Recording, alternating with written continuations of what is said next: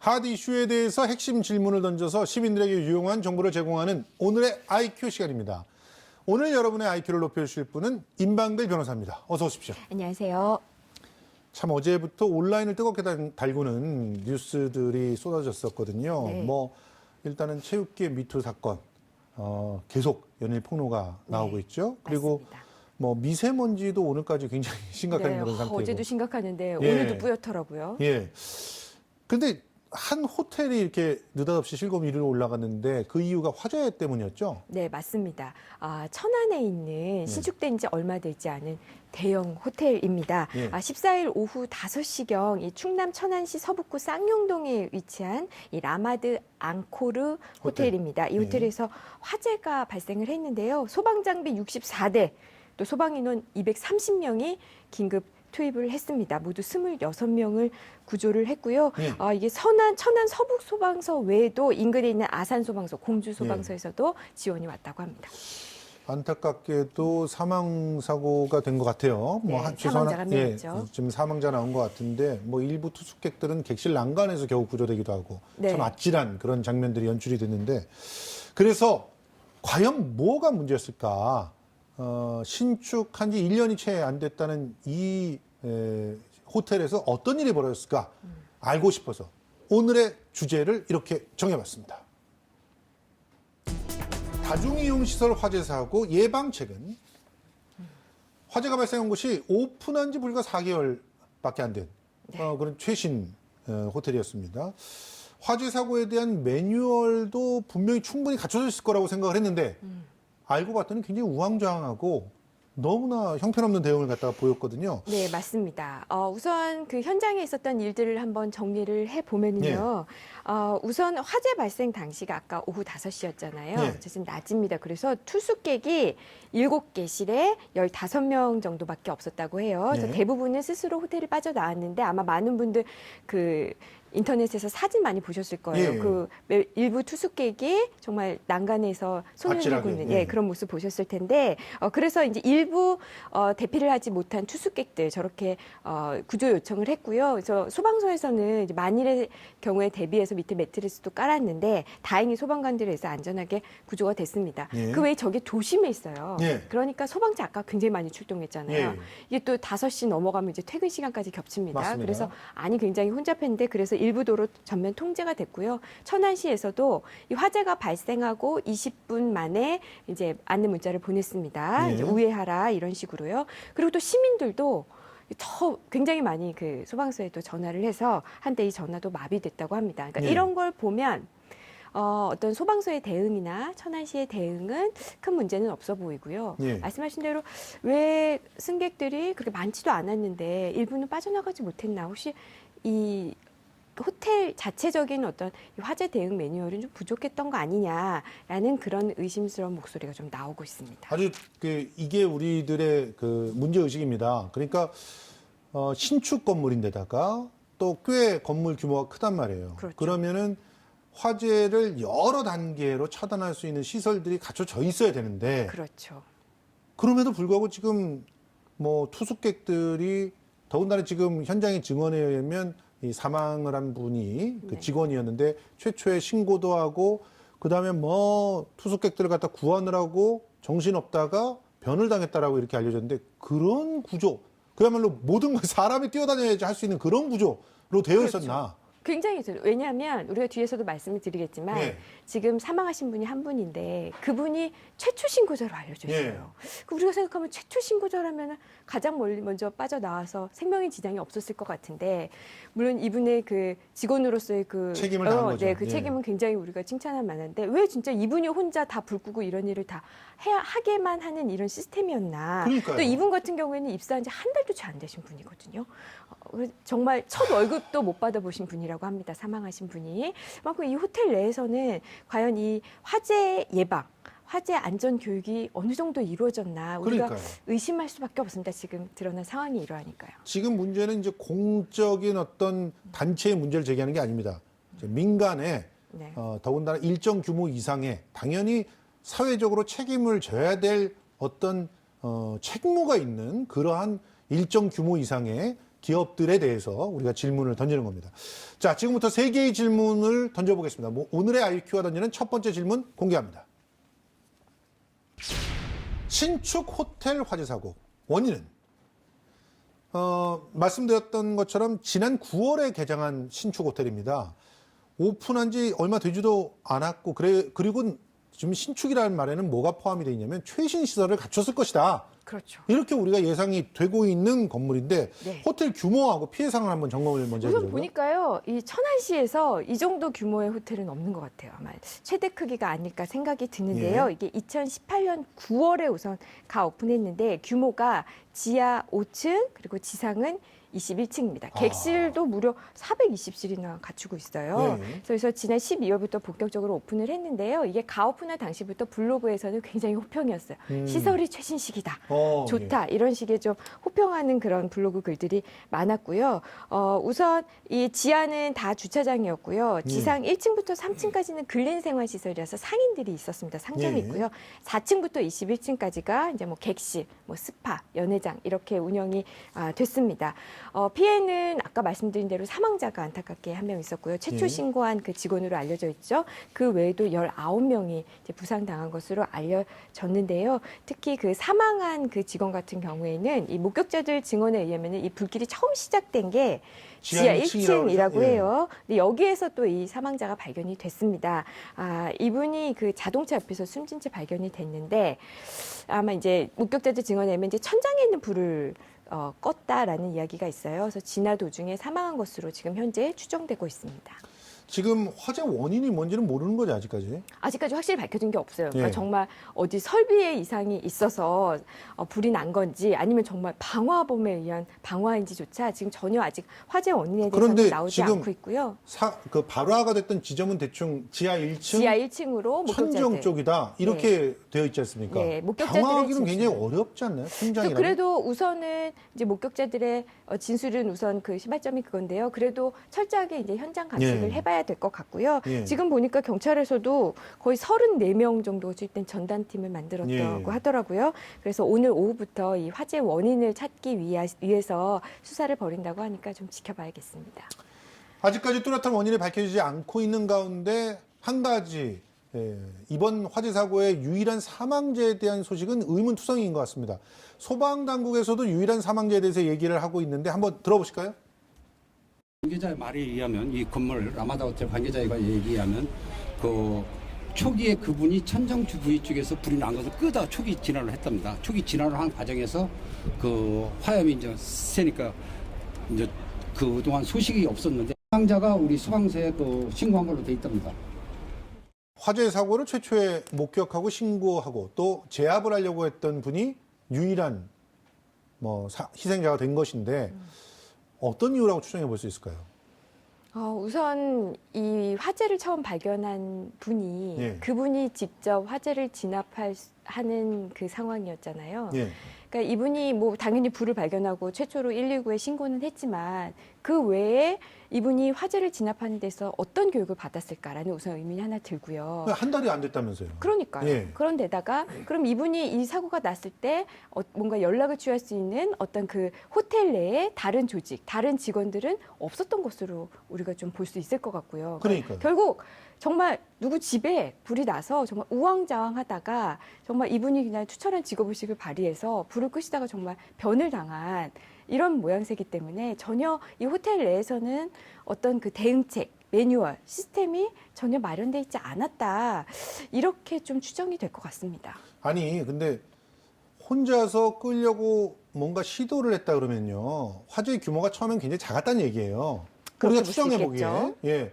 뭐 어마어마한 화재 규모가 처음부터 있었다면 그거를 갖다 한번 잡을 수는 없었을 거 아닙니까? 아무리 강심장이라고 해도. 그렇죠. 그러면 그거를 잡으려고 뭔가 했는데 그게 이제 실패로 돌아가면서 목숨을 잃는 상황이 됐다라고 하면 당연히 궁금증을 던져봐야 될 것이 불이 스프링클러는 없었을까? 맞습니다. 뭐, 불이 예. 왜 이렇게 급작스럽게 또 올라갔지? 라는 그렇게 점이요. 갑자기 이렇게 그 불길이 거세졌다는 얘기일 텐데 그러면 그렇게 거세지는 그런 난연성 소재를 사용하지 않고 뭐 제대로 우리가 뭐 흔히 말해서 뿜칠 뭐 이렇게 얘기하는데 천장 같은 경우는 전부 다 화재가 났을 때 제대로 불에 안 타게 하는 그런 그렇죠. 특수 방염시설이 방염 시설을 있네. 하게 돼 있어요. 그런 거 안 했다는 얘기인가? 이런 질문을 던질 수밖에 없는데 그래서 자 일단 오늘의 IQ 두 번째 질문을 공개하고 이런 낱낱이 의문점을 갖다 풀어보도록 하겠습니다. 두 번째 질문입니다.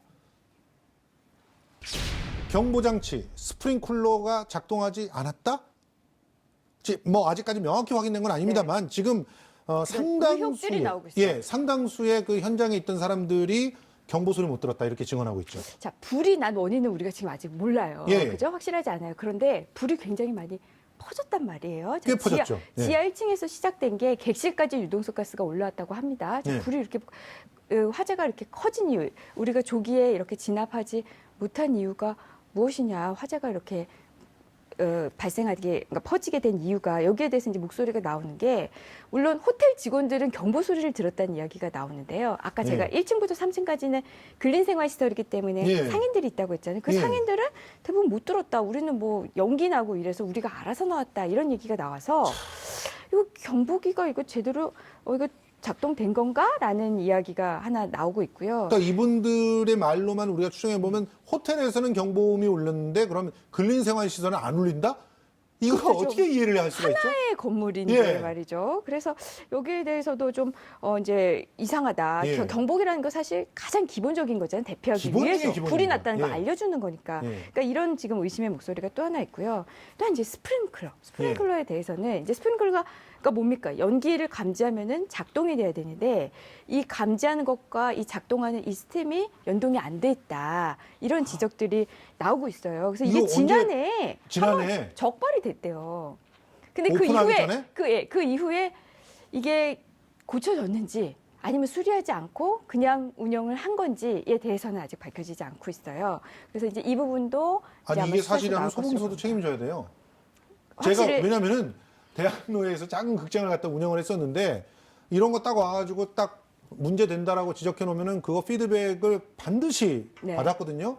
뭐 150명 들어가는 극장은 그렇게 이잡듯이 난리를 쳐가지고 그 얘기를 하면서 이렇게 큰 건물은 뭐 봐주는 겁니까? 이건 진짜 말이 안 되는 것 같은데요. 그러니까요. 이 부분에 대해서는 그래서 이제 수사를 좀 지켜봐야 될 것 같고요. 만약에 이게 수사 결과 정말 그러한 것으로 드러났다라고 한다면은 우리 그 법과 제도에서 그 중 다 책임져야 하는 사람들 모두 다 책임을 져야겠죠.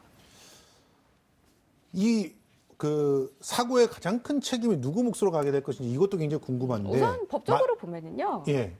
1차적인 책임은 이 호텔을 관리하고 운영하는 사람입니다. 시설 미비 일차적으로. 그렇죠. 예. 왜냐하면 화재를 발생하지 않게 할 주의 의무, 화재가 발생했을 때 피해가 확산되지 않게 할 주의 의무가 있고요. 예. 특히 호텔을 운영하는 자는 이 객실에 있는 그 손님들, 이 손님들에게 단순히 그냥 객실만 주고 끝나는 게 아니거든요. 예. 이 사람들이 안전하게 이 객실에서 있게 할 그 주의 의무도 당연히 부담을 합니다. 그러니까 이런 의무를 모두 부담하고 있는 이 호텔 운영자, 관리자가 1차적인 책임을 지게 됩니다. 아니 안전시설 제대로 안 갖춰 있다는 걸 알았는데 거기에 대해서 시정주의 조치 제대로 못한 뭐 지자체라든가 또 소방서에서도 책임을 져야 되는 거 아닙니까? 만약에 그건 이제 좀 들여다봐야 되는데요. 예. 만약에 어떤 반드시 그것을 시설이 잘못된 것을 알고도 뭐 만연하게 뭐 허가를 해주거나 시설이 미비한 걸 아는데도 그냥 뭐 예를 들면 다 알면서도 불구하고 정말 고의적으로 이거를 운영할 수 있게 해주면 당연히 책임을 물겠지만 예. 그런 경우는 사실 보기는 그렇게 쉽지 않아요. 그래서 그 부분도 또 이제 지켜봐야 될 것 같습니다. 시정주의 조치를 했는데 업자가 제대로 안 했을 가능성이 가장 크다. 그런 그렇죠. 얘기시죠. 그런데 이렇게 오랫동안 그냥 뭉갤 수가 없어요. 구조가. 네. 실제로 소방서에서 그걸 딱 체크를 했다 그러면 한 달 이내에 그 시정됐다는 걸 다 확인을 하거든요. 네, 맞습니다. 근데 시정이 안 됐다고 하면은 그걸 계속 해야 되고 벌칙금 나오고 계속 그러거든요. 글쎄요, 이거는 우선 이게 제대로 고쳐졌는지 여부부터 우선 확인을 해야 되는데, 왜냐하면 예. 작년에, 지난해 말에 이런 걸 지적을 받았다고 하니까요. 그런데 그 지적을 받은 이후에도 정말 말씀하신 대로 시정을 안 했다. 예. 시정을 안 하고 계속 이렇게 됐다. 그리고 그 시정을 했는지 안 했는지를 관리 감독할 자가 제대로 관리 감독을 안 했다라고 한다면은 거기에 대한 책임을 법적 책임을 질 수밖에 없습니다. 지금 구조가. 소방 단원들이, 그러니까 소방관들이 좀 프로들 아닙니까? 스프링클러가 터지지 않았다는 얘기예요, 사실은. 그렇다고 네. 한다면 이 부분에 대해서 누구든 확실히 책임을 져야 될 거라고 생각합니다. 이렇게 초기에 한 사람이 잡을 정도의 화재라고 미루어 짐작이 됐다고 한다면 스프링클러만 제대로 작동했어도 그냥 끝나는 화재거든요. 사실은. 그렇죠. 유독가스가 예. 그렇게 위로 올라가지는 않았겠죠. 그러니까요. 자, 그러면 이번 사고를 계기로 해서 또 다른 문제들이 제기되고 있습니다. 사실 다중이용 시설에 대한 공포가 이제는 진짜 포비아 수준으로 확산되는 그런 상황인데요. 자, 오늘의 세 번째 질문 한번 던져보겠습니다. 다중이용 시설 화재 사고 예방 대책은 없나? 이번 사고가 난 호텔의 얘기만이 아닙니다. 호텔을 비롯해서 병원이라든가 상가라든가 뭐 스포츠 센터라든가 다중이용 시설의 경우 엄격하게 관리가 되고 있다라고 우리는 생각하고 있어요. 뭐 제천 같은 경우도 스포츠 센터에서 화재가 난 거. 네. 그 이후에도 지금 또 화재가 난 거란 말이에요. 그러면 네, 도대체 맞습니다. 이걸 뭐 어떻게 이해를 해야 되는 겁니까, 도대체? 우선 이렇게 다중이 이용하는 시설은 말 그대로 사람이 많다는 거잖아요. 예. 한 번 정말 불이 나면 대형 피해가 있을 수밖에 없습니다. 예. 자, 우선 제가 대형 화재 정의부터 드릴게요. 대형 화재는 사망자가 5명 이상 또는 예. 사상자가 10명 이상 예. 이런 인명 피해를 내거나 재산 피해액이 50억 원이 넘는 화재. 이런 화재 이제 대형 화재라고 전제를 하고요. 이런 그런데? 대형 화재가 예. 2008년부터 지난해까지 10년 동안 몇 건이 있었나? 총 63건의 대형 화재가 있었고요. 와. 무려 1,135명의 사상자가 발생했고 이 중에서 222명이 목숨을 잃었습니다. 예, 예. 재산 피해액도 4,200억 원이 넘어요. 예. 대표적인 역대 대형 화재 참사 일지를 보면은요. 지금 이게 전부 다 다중이용 시설입니다. 한번 쭉 보십시오, 보세요. 여러분. 2014년도 쭉 나오고 있지만 최근의 것만 보면 2017년에 말씀하신 제천시 스포츠센터 화재 굉장히 사망자가 많습니다. 29명에 37명이 부상이 돼서 정말 언론에서 정말 헤드라인으로 많이 다뤘습니다. 예. 피해자가 너무 많이 나서요. 그다음에 밀양 세종병원 화재. 네, 그런데 그 다음에 이거보다 사망자와 부상 수가 또 더 급격히 컸죠. 더 늘어납니다. 예. 네, 밀양시 세종병원 화재 때 37명이 사망하고 143명이 부상을 입는 또 큰 화재가 있었죠. 이런 대형 화재는요, 2012년에 1년에 한 13건, 2012년에만 13건이 있었는데 이게 2013년에 절반으로 뚝 떨어졌었거든요. 예. 그러다가 2016년, 2017년에 또 다시 조금씩 늘어나는. 건수가 늘어나고 있습니다. 화재 발생 건수도 늘어나고 있고 뭐 희생자들도 좀 네. 늘어나는 그런 상황인데 사망자 수가 2017년에는 34명이나 돼요. 그래요. 네. 안타깝습니다. 이 불특정 다수가 이용하는 다중이용 시설 화재가 발생하기만 하면 피해가 뭐 굉장히 클 수밖에 없습니다. 그래서 이런 시설의 안전사고 예방 대책을 알아볼 순서인데요. 숭실사이버대학교 소방방지학과 박재성 교수 전화로 연결돼 있습니다. 교수님 안녕하세요. 네, 안녕하십니까. 이 화재 사고가 발생한 천안 호텔의 경우 지난해 이미 스프링클러 감지기 이상으로 적발이 됐거든요. 네, 그런데 지금 그 수정이 안 된 걸로 추정할 수밖에 없는 상황이 벌어져서 화재가 났는데 네. 이 다중이용 시설의 안전 시설 관리 정말 정확히 이루어지고 있는 겁니까?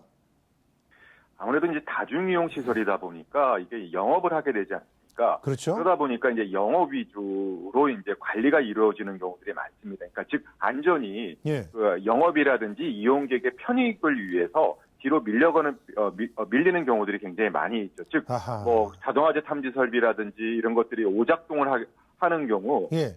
이용객들에게 불편을 준다든지 민원이 예. 발생하기 때문에 예. 혹시라도 그런 것들이 울리지 않도록 그 시스템을 꺼놓는다든지 예. 그런 경우들이 좀 많이 발생을 하고 있습니다. 예. 예. 그렇기 때문에 국가에서는 그런 것들을 방지하기 위해서 시스템이 정상적으로 작동을 하는지 정상적으로 운영을 하는지 이런 것들을 종합정밀 점검이라든지 작동기능 점검이라든지 이런 점검을 법적으로 의무화함으로써 정상적인 시스템을 갖춰놓도록 하고 있는데 이번에 화재가 발생한 건물은 정확히 화재 조사가 좀 더 되어야 되겠지만 스프링클러가 작동을 했는지 자동화재 탐지 설비가 작동을 했는지 이런 쪽 부분에 대한 어떤 문제점을 반드시 면밀하게 확인해 볼 필요가 있겠습니다. 지금 경보 장치를 듣지 못했다는 상인들이 굉장히 많습니다. 그리고 스프링클러가 작동하지 않았을 것이다라고 지금 많은 사람들이 추정을 하고 있거든요. 네. 그러니까 스프링클러가 일단 터졌다 그러면 그런 흔적들이 남잖아요. 근데 그런 흔적이 그렇습니다. 없다는 얘기인데 네. 지금 제대로만 작동됐으면 어땠을까? 이게 가정이라는 게 굉장히 쓸데없는 얘기지만요. 그리고 이 화재 시설의 관리가 지금 소방서나 이런 데서 제대로 이루어지고 있는 건지 참 궁금할 수밖에 없거든요. 그러니까 작년 9월에 이 건물은 사용 승인을 받은 건물입니다. 예. 신축이 된 건물인데 그때 이제 점검을 받을 때도 분명히 소방 설비에 문제점이 있었다라고 하는 것이 지적이 있었고요. 예. 그 뒤에 이런 부분들의 개선이 어떻게 이루어졌는가라고 하는 부분들을 확인을 해봐야 될 것이고요. 또한 좀 전에 앞에서도 말씀드렸던 것처럼 스프링클러 설비라든지 화재 경보 설비라든지 이런 설비들이 화재 시에 정상적으로 작동했는지 확인해 볼 필요가 있습니다. 좀 전에 말씀해 주셨던 것처럼 스프링클러 설비가 정상적으로 작동하고 화재 경보 설비가 정상적으로 작동했으면 어땠을까? 피해가 어떻게 달라졌을까라고 하는 부분을 우리가 이제 예측을 해볼 수가 있는데요. 예를 들게 되면 미국 NFPA라고 미 연방 방화협회라고 전 세계에서 가장 권위 있는 화재와 관련된 기관이 있습니다. 그 기관에서 미국의 스프링클러가 설치된 건물에서 화재가 발생을 했을 때 어떻게 화재가 진압이 되는가라고 하는 것을 조사를 해보니까 예. 사람의 손을 타지 않고도 95% 정도를 스프링클러가 화재를 자동으로 진압하는 걸로 되어 있습니다. 맞습니다. 즉, 예. 95% 이상의 그 소화의 신뢰성을 갖고 있는 것이 스프링클러이기 때문에 예. 스프링클러가 설치된 건물에서는 스프링클러만 정상적으로 작동을 하게 되면 피해가 크게 발생할 수가 없는 그런 맞습니다. 구조가 되는 것이죠. 아니 사실 이거 건물 디자인을 하고 소방 시설을 안 칠 때요. 아주 면밀하게 스프링클러의 살포 범위 같은 거 다 따져가면서 그거 뭐 승인을 안 해준단 말이죠. 제대로 안 됐으면은. 그러니까 지금 이게 그렇습니다. 너무나 답답한 건데 네. 지금 이 다중이용 시설의 화재 사고를 예방하기 위해서 무엇보다 필요한 게 뭐라고 보십니까? 가장 중요한 것은 어떤 설비를 설치했느냐라고 하는 것도 중요하지만 예. 설치된 설비, 즉 스프링클러라든지 화재 경보 설비와 같은 설비들이 정상적으로 작동할 수 있도록 하는 것이 정말 중요합니다. 우리가 2017년도 12월 달에 있었던 제천 화재라든지 예. 2018년도 1월 달에 있었던 밀양 화재라든지 밀양 세종병원 화재라든지 이런 부분은 설비 자체가 일부 미흡한 것도 있지만 설치된 소방 설비가 정상적으로 작동하지 않아서 화재가 커지고 피해가 커졌던 부분들이 굉장히 중요한 문제점으로 지속적으로 지적이 되어 왔고 예. 지속적으로 발생을 하고 있다는 것이죠. 즉 화재를 예방한다는 것은 우리가 화재에 대한 소방 교육을 받고 인적으로 대응하는 것도 굉장히 중요하지만 그것과 더불어 기존에 설치된 설비가 예. 정상적으로 작동할 수 있도록 우리가 점검을 하고 예. 유지 관리를 하는 것이 계속적으로 발생하는 대형 화재에서 계속적으로 우리가 느껴지고 있는 개선해야 될 중요한 문제점이라고 생각을 하고 있습니다. 예. 지금까지 숭실사이버대학교 소방방지학과 박재성 교수님과 얘기 나눠봤습니다. 오늘 말씀 고맙습니다. 네, 감사합니다. 예. 자, 우리 아까도 잠깐 얘기했지만 제천 스포츠센터 화재 사고, 또 밀양 요양병원 네. 화재 사고, 이것 때 부실한 건축법 완전히 난도질 당했잖아요. 네, 소방법의 맞습니다. 문제도 지적이 됐지 않습니까? 그래서 국회에서 열심히 이 새로운 법 내놨다고 대대적으로 홍보하지 않았습니까? 네, 그 맞습니다. 법들 어디 간 겁니까 지금? 계류 중이죠. 아직도 계류 중입니까? 네, 계류 중인 법안이 많습니다. 국회의원들 1년에 7억씩 받잖아요. 도대체 맞습니다. 그 돈 받으시면서 뭐 하시는지 모르겠어요. 이렇게 대형 사고가 나면 국회에서 이제 여기에 대한 대책 마련, 예방책들을 많이 내놓죠. 말씀하셨다시피 우리가 대형 건물의 화재를 방지하기 위해서 화재를 예방하고 화재 확산을 막기 위해서 건축법이라든지 소방법에 이제 관련 규제들이 있습니다.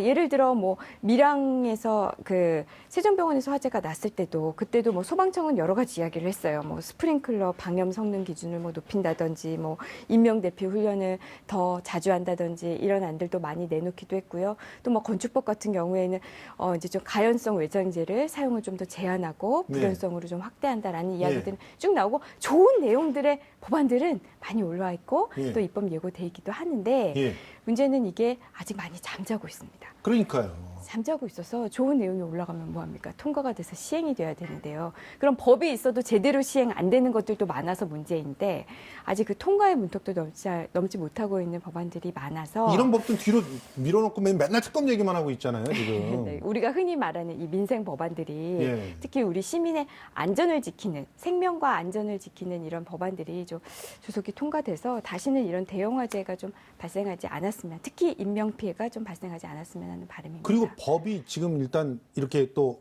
여론이 압박을 해서 통과를 한다 그래도 기존에 지어진 건물에 대해서 다시 소급 적용이 안 되잖아요. 그렇죠. 소극적 이미 다 지어진 건물들이잖아요. 그러니까요. 보통 예를 들면 아까 제가 말씀드렸던 건물을 지을 때 불에 잘 타는 외장재는 사용을 금해라라고 하면 예. 이미 지어진 건물은 어떡합니까? 그러니까요. 그러니까 여기에 대해서는 뭐 기존 건물에 대해서는 안정성 평가 제도를 도입해서 예. 이 기존 건물이 안전한지 계속 평가하겠다라고 이제 정부에서도 내놓고 있지만 뭐 우려의 목소리도 큽니다. 그게 얼마나 실효성이 있겠느냐. 여론이 또 자그라들면 그냥 뭐 네, 또 소리 소문 유야무야. 없이 또 예. 그냥 유야무야 되는 거 아니냐라는 목소리도 높습니다. 결국엔요, 이게 전부 다 우리나라의 좀 안전불감증입니다. 안전불감증. 예, 이런 이거는 게- 지금 정부, 국회에서부터 이 안전불감증에 대해서 좀 더 좀 경각심을 좀 가져야 될 필요가 있습니다. 이런 것들이 전부 적폐가 아닌가 생각이 되고요. 이제 천안 시장님께서도 먼저 혹시라도 이것과 관련해 가지고 무슨 하위 공무원들이나 뭐 이런 분들이 서로 뭔가가 네트워크들이 있어 가지고 이게 방치가 된 거라면 철저하게 응징하시고 철저하게 이제 바로 잡으시길 좀 권면드리고 싶습니다. 지금까지 임방글 변호사와 함께했습니다. 오늘 고맙습니다. 감사합니다.